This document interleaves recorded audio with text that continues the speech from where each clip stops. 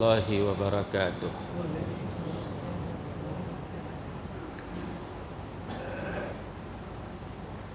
بسم اللہ الرحمن الرحیم۔ الحمد للہ وکفی وسلام علی عبادہ الذین اصطفی، اما بعد فاعوذ باللہ من الشیطان الرجیم۔ بسم اللہ الرحمن الرحیم۔ قل هل يستوي الذین يعلمون والذین لا يعلمون انما يتذکر اولو الالباب۔ وقال تعالی فی مقام آخر انما یخشى اللہ من عباده العلماء۔ صدق اللہ العلی العظیم وصدق رسولہ النبی الکریم، ونحن على ذلك من الشاہدین والشاکرین، والحمد للہ رب العالمین۔ رب اشرح لی صدری ویسر لی امری واحلل عقدۃ من لسانی یفقہوا قولی۔ سبحانک لا علم لنا الا ما علمتنا انک انت العلیم الحکیم۔ اللہم رب زدنی علما، اللہم انا نسألک علما نافعا، اللہم جنبنا الفواحش والمعاصی والخطایا والزلل ما ظہر منہا وما بطن۔ محترم حضرات، جو باتیں عرض کی جاتی ہیں قرآن و حدیث کی روشنی میں عرض کی جاتی ہیں، لہذا پوری توجہ، پوری سکون، اطمینان کے ساتھ سننا چاہیے، اور اس ارادے اور نیت سے سننا چاہیے کہ اللہ تعالیٰ اس پر ہم کو عمل کرنے کی توفیق عطا فرمائے۔ عمل کی نیت سے سننا چاہیے، بغیر عمل کی نیت کے بھی آپ سن رہے ہیں، یہ بھی اللہ کی طرف سے دلیل اور حجت بن جائے گی۔ دین کی بات عمل کی نیت سے، قرآن و حدیث سے ہٹ کے کوئی بات ہو آپ کو اختیار ہے، لیکن جب قرآن اور حدیث کی بات ہوگی، اللہ اس کے رسول کی بات ہوگی، اور قرآن اور حدیث کے حوالے سے بات ہوگی، تو پھر عمل کرنے کے علاوہ کچھ چارہ ہمارے پاس نہیں ہے۔ انشاءاللہ کریں گے نا؟ ابھی 20 اگست کو، 20 اگست 2022 کو بعد نماز مغرب سی اے میں شادی محل ہے ٹانڈی روڈ میں، وہاں ایک اجلاس منعقد ہوا تھا، اور وہ اجلاس جو منعقد ہوا تھا علماء کے اعزاز کے لیے منعقد ہوا تھا، علماء کے خدمات کے اعتراف کے لیے وہ اجلاس منعقد ہوا تھا۔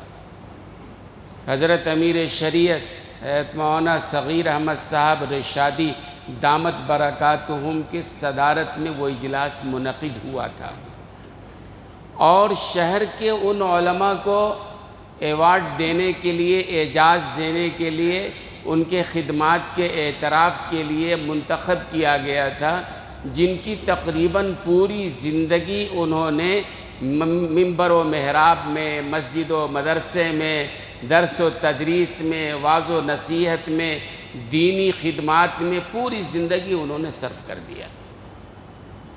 30 سال، 40 سال، 50 سال کا زمانہ انہوں نے مسجد اور ممبر و محراب سے، مدرسوں سے جڑ کر اپنی پوری زندگی مکمل کر لی ہے۔ ظاہر سی بات ہے 25-26 سال کا زمانہ تو تقریباً لگ جاتا ہے پڑھنے میں۔ ایک آدمی حافظ ہوتا ہے، پھر قاری ہوتا ہے، پھر عالم ہوتا ہے، پھر فاضل ہوتا ہے، پھر مفتی ہوتا ہے۔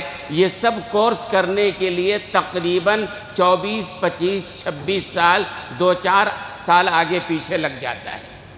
تو 25-26 سال کا زمانہ تو علم حاصل کرنے میں لگ گیا، جو باضابطہ عالم فاضل بن رہے ہیں۔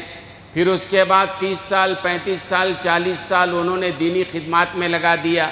60-65 سال کا زمانہ ہو گیا، گویا پوری زندگی انہوں نے قرآن و حدیث میں لگا دیا، پوری زندگی انہوں نے علم سیکھنے میں، علم سکھانے میں، اور دنیا تک اس قرآن و حدیث کے علم کو پہنچانے میں اپنی زندگی لگا دیا ہے۔ ایسے علماء کا انتخاب کیا گیا تھا جنہوں نے کئی سال پوری زندگی لگا دیا. اس میں حضرت مولانا مفتی شعیب اللہ صاحب بھی تھے، حضرت مولانا اکبر شریف صاحب بھی تھے، حضرت مولانا شمس الدین صاحب بھی تھے، حضرت مولانا راہی فدائی صاحب بھی تھے، اور بھی کئی علماء تھے جنہوں نے اپنی پوری زندگی 30 سال 35 سال 40 سال 45 سال 50 سال کا زمانہ انہوں نے اس کام میں لگا دیا. میرا بھی نام اس میں تھا. اس ایوارڈ کے لیے، اس اعزاز کے لیے میرے نام کا بھی انتخاب ہوا تھا. اور حق شناس فاؤنڈیشن اس کے ذمہ دار ہمارے پاس بھی آئے، اور آنے کے بعد انہوں نے مجھے بتایا کہ بھئی آپ کے نام کا بھی انتخاب ہوا ہے. امیر شریعت کے صدارت میں یہ جلسہ اعتراف خدمات منعقد ہوگا، آپ تشریف لائیں تو بڑا کرم ہوگا. میں نے ان حضرات سے پوچھا کہ آپ نے میرے نام کا انتخاب کیوں کیا ہے؟ کچھ وجہ تو آپ کے ذہن میں ہوگی. میں نے تو نہیں کہا تھا میرے نام کا انتخاب کرو، مجھے تو پتہ بھی نہیں تھا. ان حضرات نے انتخاب کر کے آ کے مجھے بتایا. تو میں نے ان سے پوچھا کہ آپ نے میرے نام کا انتخاب کیوں کیا؟ کہنے لگے کہ تقریباً 35 سالوں سے آپ مسجد سے جڑے ہیں، ممبر و محراب سے جڑے ہیں، امام و خطابت سے جڑے ہیں، وعظ و نصیحت سے جڑے ہوئے ہیں، مدرسے سے جڑے ہوئے ہیں، پڑھنے پڑھانے سے جڑے ہوئے ہیں. 35 سال، اور ظاہر سی بات ہے 25-26 سال جیسا میں نے کہا پڑھنے میں ہی گزر جاتا ہے. 12 13 14 15 تو حافظ ہوتے ہو جاتا ہے. 10 سال کا زمانہ عالم فاضل ہونے میں گزر جاتا ہے، پھر کوئی مفتی ہوتا ہے، تو تقریباً 25-26 سال کا زمانہ تو پڑھنے میں گزر جاتا ہے. اور 25-26 سال کے بعد 35 سال کوئی اگر دینی خدمات میں لگا ہوا ہے تو 60 سال ویسے ہو گئے. اور میری عمر بھی 62 سال. یہ اگلے مہینے آج 2 سپٹمبر ہے، 2 اکتوبر کو یہ تقریباً 62 سال پورا ہو رہا ہے عیسوی کیلنڈر کے اعتبار سے. اور ہجری کیلنڈر اگر دیکھیں، ہجری کیلنڈر بھی ہمیں یاد رکھنا چاہیے، چونکہ ہمارے دین کا سارا معاملہ ہجری کیلنڈر سے متعلق ہے. عید، بقرعید، شب قدر، شب برات، یوم عاشوراء، یوم حج، یہ سارے جتنے دینی احکامات ہیں وہ ہجری کیلنڈر سے متعلق ہیں. ہمیں ہجری کیلنڈر بھی یاد رکھنا چاہیے. ہجری کیلنڈر کے اعتبار سے آنے والے 11 ربیع الثانی کو تقریباً 64 سال الحمدللہ پورا ہو رہا ہے ہمارا. تو اس طرح سے 60-65 سال، 20-25 سال، 26 سال کا زمانہ پڑھنے میں لگ گیا. اور اس کے بعد کا زمانہ جو ہے وہ ظاہر سی بات ہے مسجد سے جڑ کر، ممبر و محراب سے جڑ کر. تو ان حضرات نے کہا اس کے لیے آپ کے نام کا انتخاب ہوا ہے. ٹھیک ہے، اچھی بات، حاضر ہو جائیں گے. تو 20 تاریخ کو میں گیا، مغرب کے بعد گاڑی لے کے آئے، وہاں گیا. امیر شریعت ہیں موجود، ان کی صدارت میں اسٹیج پر وہ علماء تھے جو شہر میں وہ بڑے علماء جنہوں نے پوری زندگی دین کی خدمت میں گزار دیا ہے، سیکھنے سکھانے میں گزار دیا ہے. امت تک دین کے علم کو اور قرآن و حدیث کے علم کو پہنچانے میں انہوں نے پوری زندگی لگا دیا ہے. خیر بہرحال ایوارڈ کیا تھا؟ اس کا نام تھا اعتراف خدمات جلیلہ. یہ جو علماء ہیں بڑے جنہوں نے پوری زندگی دین کی خدمت میں لگا دیا ہے، ان کے خدمت کا اعتراف کرنا. آج امت عام طور سے علماء کے خدمات کا اعتراف نہیں کرتی ہے. عام طور سے میں کہہ رہا ہوں، امت کے افراد میں علماء کے خدمات کے اعتراف کا جذبہ عام طور سے نہیں کہہ رہا ہوں میں. ٹھیک ہے، بہت سارے لوگ ہیں انفرادی طور پر وہ علماء کا مقام، علماء کے خدمات کا اعتراف.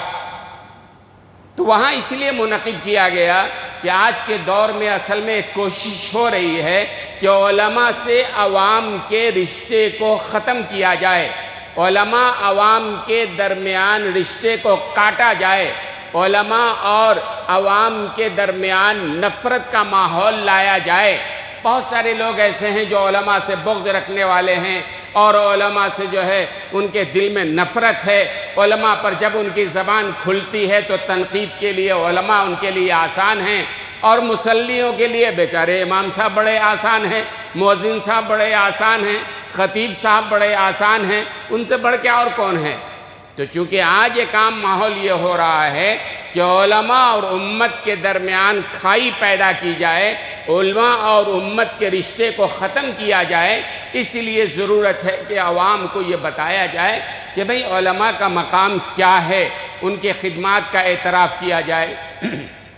خیر بہرحال وہاں جو ہے صف اول میں ڈاکٹر راہی فدائی صاحب، مولانا بھی ہیں، بڑے مشہور ہیں، مشہور و معروف ہیں، عالم بھی ہیں، باقوی ہیں اور ادیب بھی ہیں، شاعر بھی ہیں۔ ڈاکٹر راہی فدائی صاحب میرے بازو میں بیٹھے ہوئے تھے، تو انہوں نے میرا نام پوچھا کہ مولانا آپ کا نام کیا ہے؟ براہ راست کبھی ملاقات نہیں ہوئی تھی، ہماری بھی راہی فدائی سے ملاقات نہیں تھی، لیکن بڑے عالموں میں ہیں اور شہر کے مشہور و معروف ادیبوں میں ان کا شمار ہوتا ہے۔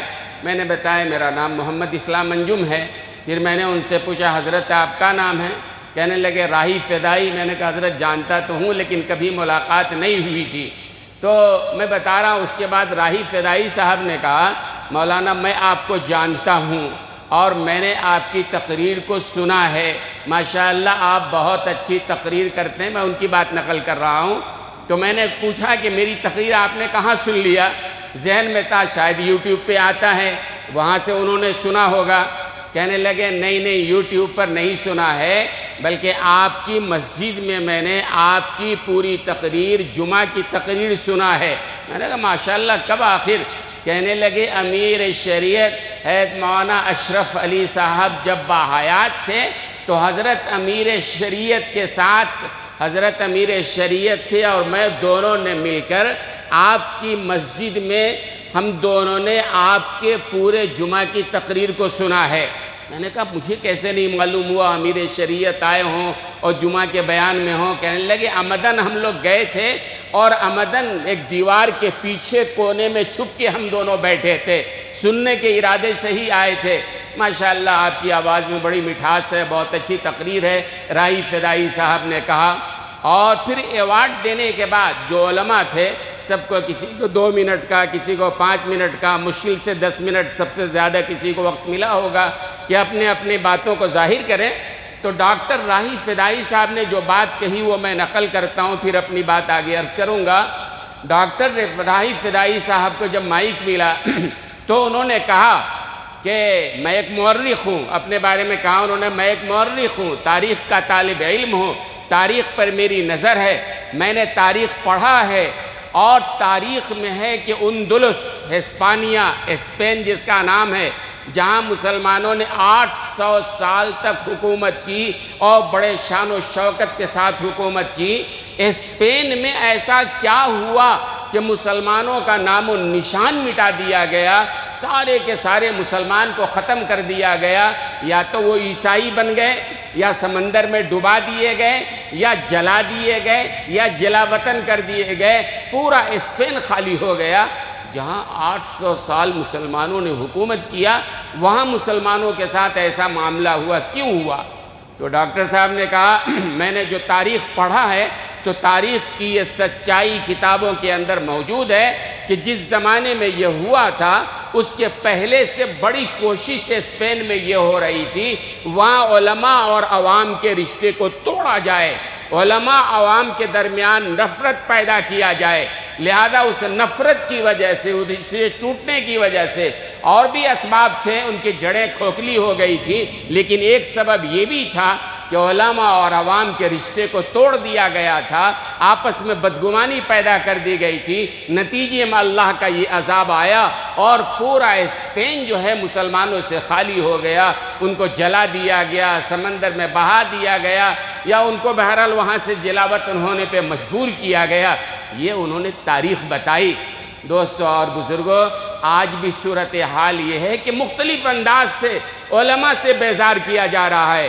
خود ہمارے یہاں ہر محلے میں ایسے لوگ مل جائیں گے، مصلیوں میں ایسے لوگ مل جائیں گے، ہر مسجد میں ایسے کچھ لوگ مل جائیں گے جن کا مشن ہی یہ ہوتا ہے علماء کے خلاف بولو، علماء کے خلاف لوگوں کو بھڑکاؤ، علماء کے خلاف بات کرو۔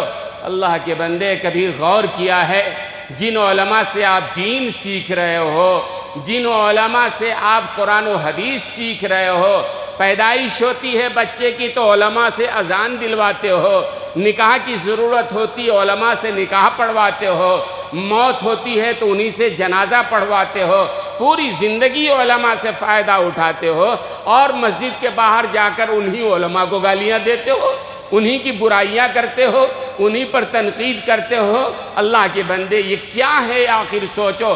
ہاں میں کہتا ہوں کہ علماء کوئی فرشتے نہیں ہیں۔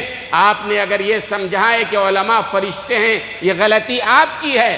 علماء انسان ہیں، جیسے آپ انسان ہیں، غلطیاں ان سے بھی ہوتی ہیں، غلطیاں آپ سے بھی ہوتی ہیں۔ آپ اگر یہ سمجھتے ہیں کہ علماء فرشتے رہنا چاہیے تو یاد رکھیے علماء فرشتے نہیں ہیں، علماء انسان ہیں، غلطیاں ان سے ہوگی۔ اور یہ جو میں کہہ رہا ہوں آپ سے کہ علماء کا اعزاز، علماء کا اعجاز کرو، علماء کے خدمات کا اعتراف کرو، علماء کی تعظیم کرو، علماء کا احترام کرو، یہ میں نہیں کہہ رہا ہوں، یہ اسلام انجم نہیں کہہ رہا ہے کہ آپ علماء کا احترام کرو، علماء کی عزت کرو۔ میں اسی لیے یہ کہہ رہا ہوں کہ جناب رسول اللہ صلی اللہ علیہ وسلم نے یہ کہا ہے۔ جناب رسول اللہ صلی اللہ علیہ وسلم نے ایک حدیث میں فرمایا، بہت مشہور حدیث ہے، من لم یرحم صغیرنا ولم یوقر کبیرنا ولم یبجل عالمینا فلیس منا، او کما قال علیہ السلام۔ جناب رسول اللہ صلی اللہ علیہ وسلم نے فرمایا کہ جو آدمی ہمارے چھوٹوں پہ رحم نہ کرے، جو آدمی بڑوں کا ادب و احترام نہ کرے، وَلَمْ يُبَجِّلْ عَالِمِينَ، اور جو ہمارے عالم کا اعجاز نہ کرے، علماء کا احترام نہ کرے، فَلَيْسَ مِنَّا، وہ ہماری امت میں سے نہیں ہے۔ کون کہہ رہا ہے یہ؟ کون کہہ رہا ہے؟ جناب رسول اللہ صلی اللہ علیہ وسلم یہ فرما رہے ہیں۔ اسلام انجم نہیں کہہ رہا ہے، کوئی عالم آپ سے نہیں کہہ رہا ہے کہ علماء کا احترام کرو، ہے نا؟ جناب رسول اللہ صلی اللہ علیہ وسلم یہ فرما رہے ہیں وَلَمْ يُبَجِّلْ عَالِمِينَ فَلَيْسَ مِنَّا، جو ہمارے عالم کا اعزاز و اکرام نہیں کرتا ہے میری امت میں سے نہیں ہے۔ اور ایک حدیث میں حضور اکرم صلی اللہ علیہ وسلم نے فرمایا، توجہ ہے نا؟ توجہ ہے نا؟ پریشانی تو نہیں ہو رہی ہے، بیزار تو نہیں ہو رہے ہیں کہ پتہ نہیں کس موضوع پر بیان شروع ہو گیا؟ یہ بھی قرآن اور حدیث کا مضمون بیان ہو رہا ہے، میری طرف سے ایک لفظ نہیں ہے، خدا کی قسم۔ اور یہاں جس جگہ پہ بیٹھا ہوں وہ جگہ اسی لیے ہے کہ اللہ اس کی رسول کی بات آپ کو پہنچائی جائے۔ کسی کو کڑوی لگے اپنا علاج کرائے، میرا کام ہے آئینہ دکھانا۔ کسی کو چہرہ اپنا برا لگ رہا ہے، چہرے آئینے کے سامنے سے ہٹ جائے، لیکن قرآن و حدیث کی بات تو ہمیں بتلانی ہی پڑے گی، سنانی ہی پڑے گی۔ تو حضور اکرم صلی اللہ علیہ وسلم نے فرمایا میری امت، حضور فرما رہے ہیں کہ میری امت جب علماء سے بغض رکھنے لگے گی تو اللہ 4 طرح کے عذاب اس پر مسلط فرمائیں گے۔ اللہ ہماری حفاظت فرمائے گی۔ حضور اکرم صلی اللہ علیہ وسلم فرما رہے ہیں کہ جب میری امت علماء سے بغض رکھنے لگے گی، عمارتوں پر فخر کرنے لگے گی، دولت کی بنیاد پر نکاح کرنے لگے گی، تو اللہ تعالیٰ 4 طرح کے عذاب اس پر مسلط فرمائیں گے۔ علماء سے بغض رکھے گی میری امت، 4 طرح کے عذابات۔ کون کون سے عذابات؟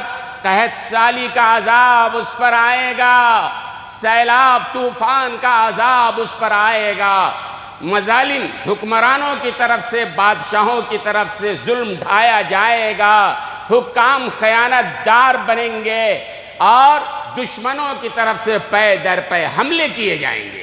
آپ غیر غور کیجئے، حضور اکرم صلی اللہ علیہ وسلم جو فرما رہے ہیں کہ میری امت جب علماء سے بغض رکھے گی تو اللہ 4 طرح کے عذاب مسلط کرنے والا ہے، دشمنوں کو مسلط کرنے والا ہے، بادشاہ ظلم ڈھانے والا ہوگا، اور یہ طرح طرح کے طوفان آئیں گے۔ ابھی رام نگرم میں سیلاب کی وجہ سے تباہی آئی ہے، آپ حضرات واقف ہیں، اخباروں میں بھی آیا ہے اور میڈیا میں بھی آیا ہے، آپ حضرات جانتے ہیں، بڑا طوفان آیا ہے، اور اس کے لیے یہ ریلیف اکٹھا کرنے والے جو لوگ ہیں انہوں نے ریلیف اکٹھا کرنا بھی شروع کر دیا ہے۔ آج ہماری مسجد میں جمعہ کے بعد ریلیف کا انتظام کیا جا رہا ہے، اکٹھا کیا جا رہا ہے، تاکہ ان بیچاروں تک جن کے گھر مسمار ہو گئے، جن کے گھر ڈھہ گئے، جو تباہ و برباد ہو گئے، جو دینے والے تھے وہ لینے والے بن گئے، ان کے لیے بہرحال وہ اکٹھا کیا جا رہا ہے۔ تو اللہ کے رسول نے فرمایا کہ میری امت جب علماء سے بغض رکھنے لگے گی تو اللہ 4 طرح کے عذاب ان پر مسلط فرمائے گا۔ ہمیں اپنا جائزہ لینا چاہیے، کون سا عذاب ہے جو ہم پر مسلط نہیں ہے؟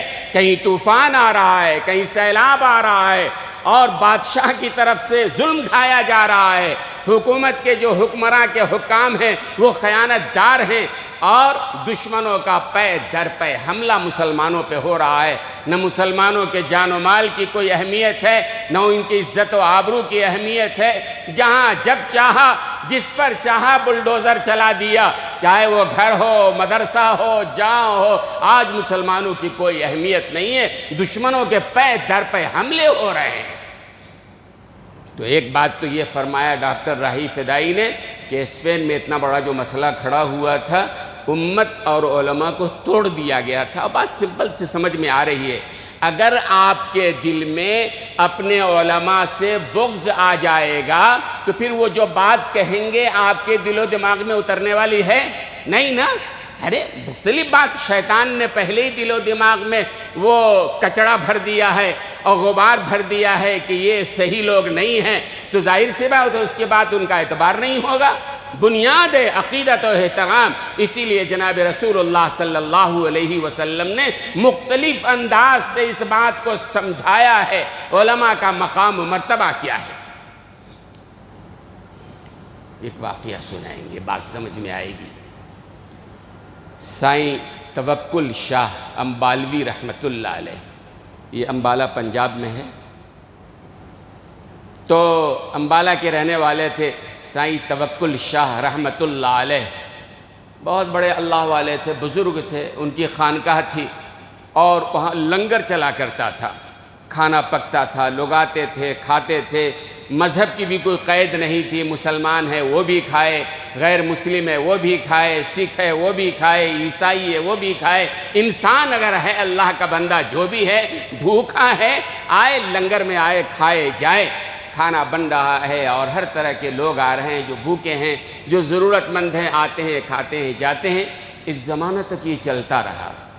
اس کے بعد ایک دفعہ سائیں توکل شاہ امبالوی رحمۃ اللہ علیہ نے خواب دیکھا، اور خواب میں زیارت ہوئی جناب رسول اللہ صلی اللہ علیہ وسلم کی، اور حدیث میں آتا ہے جس نے خواب میں حضور اکرم صلی اللہ علیہ وسلم کو دیکھا، حضور کو ہی دیکھا، اس لیے کہ شیطان حضور کی مشابہت نہیں اختیار کر سکتا ہے۔ تو انہوں نے خواب دیکھا، خواب میں جناب رسول اللہ صلی اللہ علیہ وسلم کو دیکھا، اور اللہ کے رسول فرما رہے ہیں کہ توکل، تم ہمیشہ اللہ کی دعوت کرتے ہو، کبھی تم نے میری دعوت نہیں کی۔ خواب سے بیدار ہوئے، پریشان ہو گئے، کیا مطلب ہے آخر؟ پھر دن بھر پریشان رہے، دوسرے دن سوئے، پھر یہی خواب۔ حضور اکرم صلی اللہ علیہ وسلم خواب میں آئے اور فرما رہے ہیں کہ بھائی توکل، تم روزانہ اللہ کی دعوت کرتے ہو، کبھی تم نے میری دعوت نہیں کی، اور پریشان۔ دن گزر گیا، تیسرے دن سوئے، پھر وہی خواب آیا۔ تو اس کے بعد انہوں نے غور کیا، اور شہر کے جو بڑے معبر علماء تھے جن کو خواب کی تعبیر کا علم تھا، ان سے رجوع کیا کہ مسلسل 3 روز سے میں یہ خواب دیکھ رہا ہوں، سرکار دو عالم صلی اللہ علیہ وسلم فرما رہے ہیں کہ تم ہمیشہ اللہ کی دعوت کرتے ہو، میری دعوت کبھی تم نے نہیں کیا، میں کیا کروں، میں پریشان ہوں، اس کی تعبیر بتلائیے۔ تو اس زمانے کے جو معبر علماء تھے انہوں نے فرمایا بات دراصل یہ ہے کہ تم نے لنگر میں ہمیشہ عمومی طور پر اللہ کے مخلوق، اللہ کے بندوں کے دعوت کا اہتمام کیا ہے، اس لیے حضور اکرم صلی اللہ علیہ وسلم فرما رہے ہیں کہ اللہ کی روزانہ دعوت کرتے ہو۔ میری دعوت کا مطلب حضور کا یہ تھا کہنے کا کہ میرے علماء کی خاص طور پر اہتمام سے اگر تم دعوت کرتے تو گویا ایسا ہوتا ہے جیسا تم نے میری دعوت کی ہے۔ تعبیر ان کو بتایا۔ اس کے بعد حضرت نے یہ کیا، سائیں توکل شاہ امبالوی رحمۃ اللہ علیہ اللہ والے تھے، انہوں نے شہر کے جو معزز علماء تھے تمام علماء کو دعوت دی، بڑے اعزاز و اکرام کے ساتھ بلایا اور اپنے دعوت پر پرتکلف دعوت کا انتظام فرمایا اور دعوت کا اہتمام کیا۔ معذرت چاہی کہ اب تک اس طرف توجہ نہیں کی تھی۔ خیر علماء دعوت ہوئی، بات ختم ہوئی۔ اس کے بعد پھر خواب آیا اور رسول اللہ صلی اللہ علیہ وسلم نے کہا کہ جزاک اللہ، آج تم نے میرے ورثہ کی اور میرے علماء کی دعوت کی، اللہ تمہیں جزائے خیر عطا فرمائے۔ تو یہ علماء کا اعزاز و اکرام، اور یہ حدیث میں حضور اکرم صلی اللہ علیہ وسلم نے فرمایا ہے نا، العلماء ورثۃ الانبیاء، علماء انبیاء کے وارث ہیں۔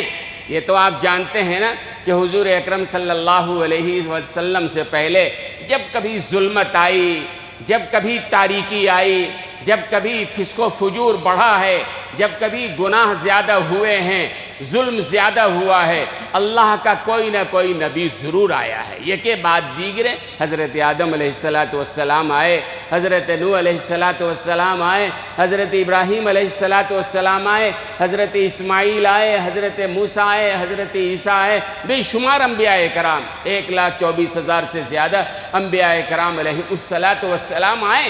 لیکن جناب رسول اللہ صلی اللہ علیہ وسلم فرماتے ہیں انا خاتم النبیین لا نبی بعدی، میں آخری نبی ہوں، میرے بعد کوئی اور نبی آنے والا نہیں ہے، نبوت کا سلسلہ بند، قیامت تک کے لیے کوئی اور نبی آنے والا نہیں ہے۔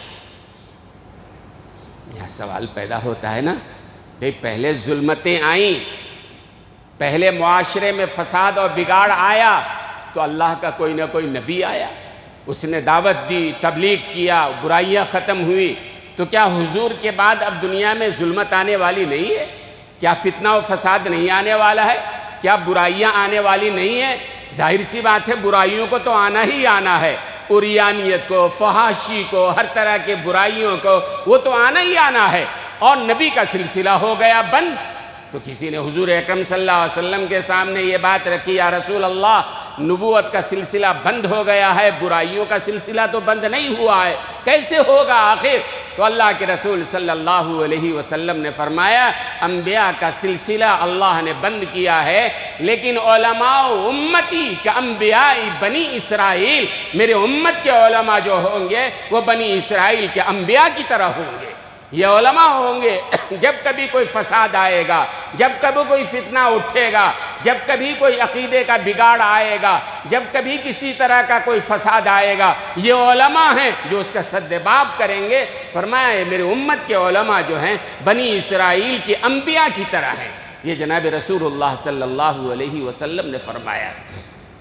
دوستو اور بزرگوں، اس جلسے میں بات آئی کہ بھائی ضرورت تو تھی، ایک بڑا حال ہے، اس میں دانشوران بھی تھے، علماء بھی تھے، قوم کے عمائدین قائدین بھی تھے، لیکن وہاں بات آئی کہ اور لوگوں کو جمع ہونا چاہیے تھا۔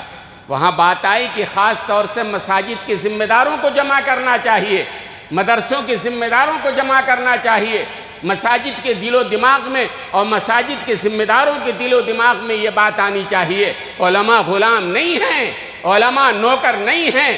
بعض حضرات ہیں جن کے دل میں ہے کہ ہم تو تنخواہ دیتے ہیں، ایسا بولنے والے جاہل ہیں، ناواقف ہیں، نادان ہیں، ان کو پتہ ہی نہیں ہے کہ امامت کی تنخواہ نہیں ہوتی ہے، خطابت کی تنخواہ نہیں ہوتی ہے، درس و تدریس کی تنخواہ نہیں ہوتی ہے۔ تنخواہ اس لیے دی جاتی ہے، پورا وقت انہوں نے اس کام میں لگایا ہوتا ہے، کفالت کے لیے کچھ رقم ان کو دی جاتی ہے۔ امامت کا کوئی بدل ہوتا ہے کیا؟ اذان کا کوئی بدل ہوتا ہے؟ خطابت کا کوئی بدل ہوتا ہے؟ نہیں نا۔ اور وہ بھی کتنا دیا جاتا ہے آپ جانتے ہیں، حضرت عمر ابن عبدالعزیز رحمۃ اللہ علیہ، عمر ثانی کہا جاتا ہے نا، بہت سارے واقعات سن چکے ہیں آپ کے۔ حضرت عمر ابن عبدالعزیز رحمۃ اللہ علیہ نے اپنے زمانے میں، غور سے سنیں یاد رکھیں گے، حضرت عمر ابن عبدالعزیز رحمۃ اللہ علیہ نے اپنے زمانے میں علماء اور ائمہ کی تنخواہ اتنی رکھی تھی جتنی گورنر کی تنخواہ ہوا کرتی تھی۔ امام گورنر سے کم نہیں ہے حضرت فرماتے تھے، لہذا جو جتنی گورنر کی تنخواہ ہے امام کی اتنی تنخواہ، اور خطیب کی تنخواہ تو اس سے بھی زیادہ حضرت رکھا کرتے تھے۔ کہتے ہیں خطیب کو قرآن و حدیث کا مطالعہ کرنا پڑتا ہے اور پورے دلائل کے ساتھ، پورے حوالے کے ساتھ، پوری ذمہ داری کے ساتھ بیان کرنا پڑتا ہے۔ نماز تو پڑھا دیتے ہیں، ٹھیک ہے، کوئی مسئلہ نہیں ہے، بڑا اہم مقام ہے، لیکن خطیب کی تنخواہ حضرت عمر ابن عبدالعزیز رحمۃ اللہ علیہ امام سے بھی زیادہ رکھا کرتے تھے، اور امام کی تنخواہ گورنر کی تنخواہ کے برابر رکھا کرتے تھے۔ میں نہیں کہتا ہوں کہ آپ گورنر کی تنخواہ دو، ان کی تنخواہ دو، ان کی تنخواہ دو، لیکن اتنا تو کم سے کم کہ وہ عزت کے ساتھ جی سکیں۔ بہت سارے امام ایسے آپ کو مل جائیں گے، 40 سال کے بعد جب مسجد سے نکلے ہیں، ان کے بچے کے پاؤں میں چپل تک موجود نہیں ہے، رہنے کے لیے چھپڑ تک موجود نہیں ہے۔ طرفہ تماشا یہ کہ کل اگر مسجد سے ہٹایا گیا تو دوسرے دن گھر بھی خالی کر کے فٹ پاتھ پہ جاؤ، جہاں جاؤ جہنم میں جاؤ، تم جانو۔ یہ تو ہمارا حال ہو گیا ہے، اور اوپر سے تنقید، چین سے جینے نہیں دیتے ہیں۔ میں کہہ رہا ہوں کہ علماء بھی انسان ہیں، علماء کوئی فرشتے نہیں ہیں، اور اس پر اعتراض کرنا کہ ہم تنخواہ دیتے ہیں، ارے تنخواہ ان کی امامت کی نہیں ہوتی ہے، ان کے کام کی نہیں ہوتی ہے۔ اور میں نے بتایا تھا نا کہ ایک زمانے میں میرے دل میں آیا تھا کہ ائمہ حرم کی تنخواہ کیا ہے، حرم کے جو ائمہ ہیں 10 12 15 جو ائمہ ہے، تنخواہ کیا ہے؟ وہاں کی حکومت نے یہ کیا ہے، ان کی تنخواہ متعین نہیں ہے، حالانکہ وہ چاہیں تو 5 لاکھ ریال بھی ماہانہ دے سکتے ہیں، لیکن نہیں، انہوں نے ایک اکاؤنٹ کھول دیا ہے اور ائمہ سے کہہ دیا ہے ہم آپ کو تنخواہ نہیں دے سکتے ہیں، آپ کی امامت کی تنخواہ نہیں دی جا سکتی ہے، آپ ہمارے ملازم نہیں ہیں، آپ ہمارے امام ہیں۔ ہاں، آپ کا وقت چونکہ اس کام میں لگا ہوا ہے، آپ کی جتنی ضرورت ہے اس اکاؤنٹ سے آپ اپنی تنخواہ نکال لیا کریں، آپ اپنی ضروریات نکال لیا کریں، ہم تنخواہ نہیں دے سکتے ہیں، تنخواہ نہیں ہے۔ آج یہ معمولی رقم دے کر چند ناواقف جاہل نادان وہ کہتے ہیں کہ ائمہ تو تنخواہ لیتے ہیں، جو کہتے ہیں یہ اصل میں ان کو معلوم نہیں ہے، یہ یہودیوں کا پروپیگنڈا ہے۔ ایسی شکل بنائی جائے کہ مسجدوں کے لیے کوئی امام ملنے والا نہ ہو، ظاہر سی بات ہے وہ بھی ختم کر دو گے، ان کے بھی بیوی بچے ہیں، وہ بیچارے معمولی تنخواہوں پہ گزارا کر رہے ہیں، جب وہ بھی بند کر دو گے تو دنیا کے کام میں لگیں گے، جب دنیا کے کام میں لگیں گے تو مسجد میں کون آئے گا امامت کرنے کے لیے؟ آپ کو خود تو اتنا علم ہے نہیں کہ آپ امامت کے لیے آگے بڑھ جائیں گے۔ اس لیے دوستو اور بزرگوں، ہمیں چاہیے تو یہ بات آئی کہ عوام تک یہ بات پہنچائی جائے، عوام کو یہ بات سمجھائیں کہ بھئی آپ کچھ نہ کرو، کم سے کم علماء کی عزت تو کرو، علماء کا اعزاز تو کرو، علماء کی توقیر تو کرو، اور یہ سمجھ کو کرو کہ اللہ نے، اللہ کے رسول نے علماء کے اعزاز کا حکم دیا ہے، اللہ کے رسول نے خود یہ بات فرمائی ہے، اور جب یہ بات فرمائی ہے اور ہے نا، آدمی کسی کا شکریہ ادا کرے، اگر یہ کس کا حکم ہے؟ جناب رسول اللہ صلی اللہ علیہ وسلم کا حکم ہے، من لم یشکر الناس لم یشکر اللہ۔ وہاں اسٹیج پر لکھا ہوا تھا یہ حدیث، من لا یشکر الناس لا یشکر اللہ۔ میں نے امیر شریعت سے کہا یہ تو غلط لکھا ہوا ہے، کہنے لگے کیا لکھا ہوا ہے؟ پلٹ کے انہوں نے یوں دیکھا اسٹیج پر، لا یشکر اللہ لکھا ہوا ہے، لا کا لفظ نہیں ہوتا، لم ہوتا ہے، من لم یشکر الناس لم یشکر اللہ۔ یہ صحیح حدیث ہے کہ بھئی جو انسانوں کا شکریہ ادا نہیں کرتا ہے وہ اللہ کا بھی شکر ادا نہیں کر سکتا ہے۔ مجھے اس پر بات یاد آئی، حضرت مولانا عالمیہ رحمۃ اللہ علیہ، بہت بڑے عالم، ہندوستان نہیں پوری دنیا کے بڑے عالم تھے، ندوہ کے ذمہ دار تھے۔ ان کے زمانے میں ندوہ نے 85 سالہ جشن منایا تھا، یعنی ندوہ کو قائم ہوئے 85 سال کا زمانہ ہوا، تو وہاں کے ذمہ داروں نے طے کیا کہ ہم ایک جشن منائیں، تو 85 سالہ جشن انہوں نے منعقد کیا، اور اس میں عرب کے بڑے بڑے علماء آ رہے تھے، اور عرب دنیا سے اور باہر کے ممالک سے بڑے بڑے انسان، بڑے علماء آنے والے تھے اس جلسے میں۔ تو اس زمانے میں یو پی کا جو وزیر اعلیٰ تھا، اس نے حضرت مولانا عالمیہ صاحب رحمۃ اللہ علیہ کے پاس جا کے کہا کہ حضرت ہمارے لائق بھی کوئی کام ہو تو بتائیے۔ حضرت مولانا عالمیہ نے کہا کہ بھئی اور تو کوئی بات نہیں ہے، لیکن چونکہ عرب سے اور دوسرے ممالک سے بہت سارے بڑے اکابر علماء دانشوران آ رہے ہیں، آپ یہ کام کرو کہ ایئرپورٹ سے لے کے ہمارے مدرسے تک کا جو راستہ ہے وہ ذرا اچھا کرا دو۔ بس اس کے بعد وہ جو وزیر اعلیٰ تھا نارائن دت تیواری اس زمانے میں، اس نے ایئرپورٹ سے لے کے ندوہ تک کی سڑک کو بہترین بنا دیا، اور دونوں طرف بہترین لائٹنگ، ایئرپورٹ سے لے کے ندوے تک بہترین لائٹنگ اس نے کرایا۔ حضرت مولانا علی میاں کو یہ اچھا لگا، حضرت نے جلسے میں ہی وزیر اعلیٰ کا شکریہ ادا کیا۔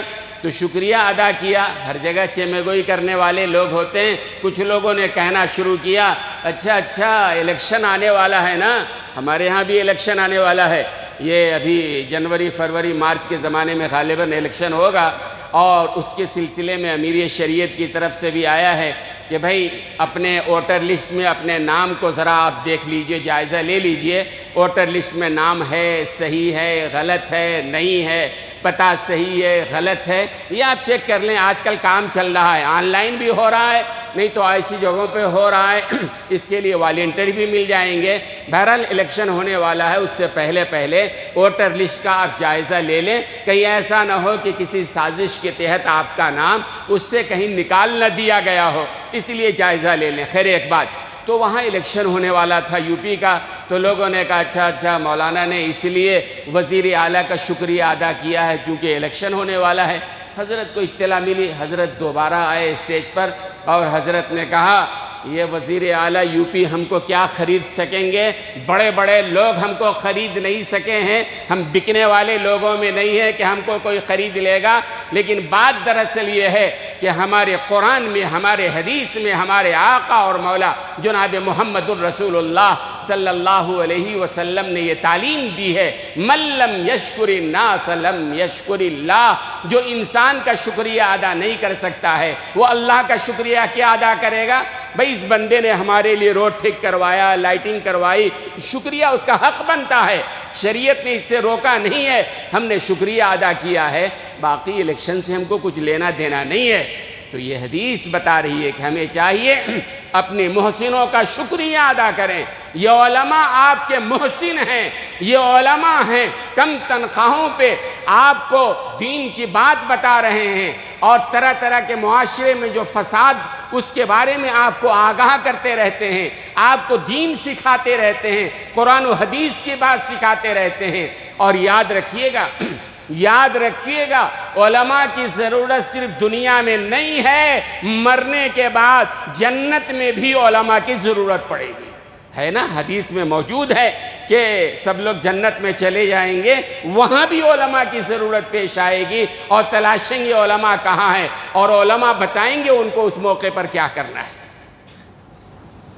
تو دنیا میں تو علماء کی ضرورت تو پڑتی ہے نا، مرے تو جنازے کی نماز ہے، نکاح کرے تو نکاح پڑھانا ہے، بچہ پیدا ہو تو اذان دینا ہے، کوئی مسئلہ جاننا ہے تو علماء سے رجوع کرتے ہیں، بھئی یہ جائز ہے، یہ ناجائز ہے، یہ حرام ہے، یہ حلال ہے، ہم کیا کریں، ہم کیا نہ کریں۔ اور میں تو کہا کرتا ہوں لوگوں سے، جس طرح یہ مالدار لوگ اور بڑے پیسے والے لوگ اور اکثر آدمی کیا کرتے ہیں، اپنا فیملی ڈاکٹر ہوتا ہے نا ان کا، ہر آدمی کوشش کیا کرتا ہے اپنا فیملی ڈاکٹر، اس پر اعتبار ہوتا ہے، یہ میرا فیملی ڈاکٹر ہے، ہمارے ساتھ غلط نہیں کرے گا، غلط مشورہ نہیں دے گا۔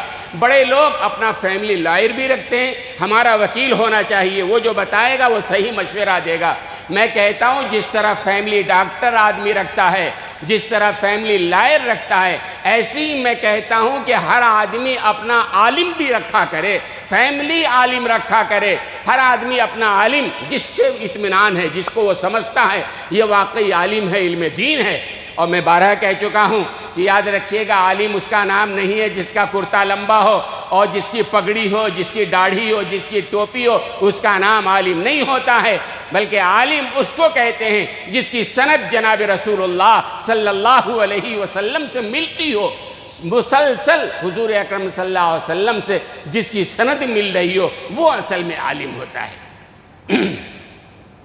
تو آدمی جب کسی عالم سے رابطہ رکھتا ہے نا، فیملی عالم ہے، ہمارے خاص عالم ہیں، کوئی ضرورت پیش آئی فون اٹھایا، ان کے پاس چلے گئے، حضرت یہ مسئلہ ہے، تو محسن ہوئے نہیں ہوئے؟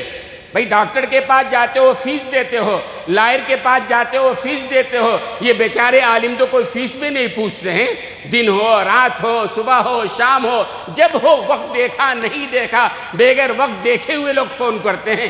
ابھی کئی دنوں پہلے ایک صاحب نے رات میں 1 بجے فون کیا، فون اٹھائے، گہری نیند میں، کیا بلا ہے، کیا پریشانی ہے، تو لوگ وقت نہیں دیکھتے ہیں، پھر بھی وہ علماء بیچارے کیا ضرورت ہے، کیا مسئلہ ہے، ضرور وہ بتایا کرتے ہیں۔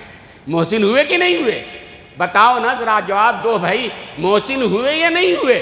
جب محسن ہوئے تو ان کے خدمات کا اعتراف کرنا چاہیے نہیں کرنا چاہیے؟ ان کا شکریہ ادا کرنا چاہیے نہیں کرنا چاہیے؟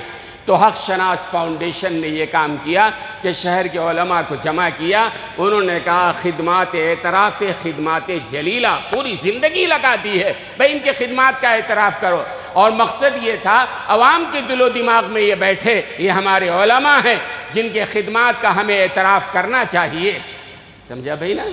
اور ہمارے ہاں عجیب و غریب کئی باتیں پیدا ہو گئی ہیں۔ کئی لوگ کیا سمجھتے ہیں، علماء کے پاس اگر گھر آ گیا، ہاں گھر، علماء کے پاس گاڑی اگر آ گئی، ہاں اچھا گاڑی ان کے پاس ہے، کار اگر آ گئی تو اور بڑی مصیبت آ گئی، اچھا مولانا اور کار، مولانا کے پاس اپنا گھر۔ کتنی کم ظرفی کی بات ہے۔ جن عالموں سے ہم دین سیکھتے ہیں انہی کی ترقی پر ہم کو جو ہے پریشانی ہوتی ہے۔ کیا آپ یہ چاہتے ہیں کہ آپ کے علماء زکوٰۃ لینے والے بن جائیں یا زکوٰۃ دینے والے بن جائیں؟ بھئی زکوٰۃ دینے والے بنیں گے آپ کے علماء تب آپ کو خوشی ہوگی، کہ زکوٰۃ لینے والے بنیں گے تب خوشی ہوگی؟ آپ کو اچھا لگے گا؟ آپ کا امام اتنا محتاج ہے، بیٹی کی شادی ہو رہی تو ہاتھ پھیلاتا پھر رہا ہے، کوئی بیماری آ گئی، آپریشن آ گیا، سب کے سامنے ہاتھ پھیلاتا پھر رہا ہے، وہ اچھا لگے گا؟ یا آپ کا عالم، آپ کا امام اس قابل ہو کہ بجائے لینے کے دوسروں کو دینے والا بن جائے، زکوٰۃ لینے کے بجائے زکوٰۃ دینے والا بن جائے؟ آپ کیا چاہتے ہیں؟ ظاہر سی بات ہے، علماء کی عزت ہے، شان ہے، مقام ہے، ان کا احترام ہے، ہم کو دل و دماغ میں یہ بات رکھنی چاہیے۔ وقت بھی ہو گیا ہے، موضوع بھی باقی ہے، انشاءاللہ پھر ہم عرض کریں گے۔ آج خاص طور سے جیسا میں نے درمیان میں عرض کیا ہے کہ رام نگرم کے علاقے میں، کرناٹک کے بہت سارے اضلاع میں حالیہ دنوں میں جو بارش ہوئی ہے، شدید طوفانی بارش، جس کی وجہ سے کئی اضلاع متاثر ہوئے ہیں۔ خاص طور سے قریب میں رام نگرم کا علاقہ ہے، وہاں سینکڑوں مکانات منہدم ہو گئے ہیں، سینکڑوں خاندان اجڑ گئے ہیں۔ جو دینے والے تھے آج محتاج بن گئے ہیں، لینے والے بن گئے ہیں، اور ان کی بعض آباد کاری کا کام کیا جا رہا ہے، اور بہت سارے حضرات ایسے ہیں جو ان کے لیے چندہ اکٹھا کر رہے ہیں۔ ہماری مسجد میں بھی آج نماز کے بعد یہ چادریں پکڑی جائیں گی، اور رام نگرم کے جو متاثرین ہیں ان کے لیے ریلیف اکٹھا کیا جا رہا ہے۔ لہذا آپ حضرات سے گزارش ہے کہ بھرپور آپ حضرات تعاون فرمائیں۔ اور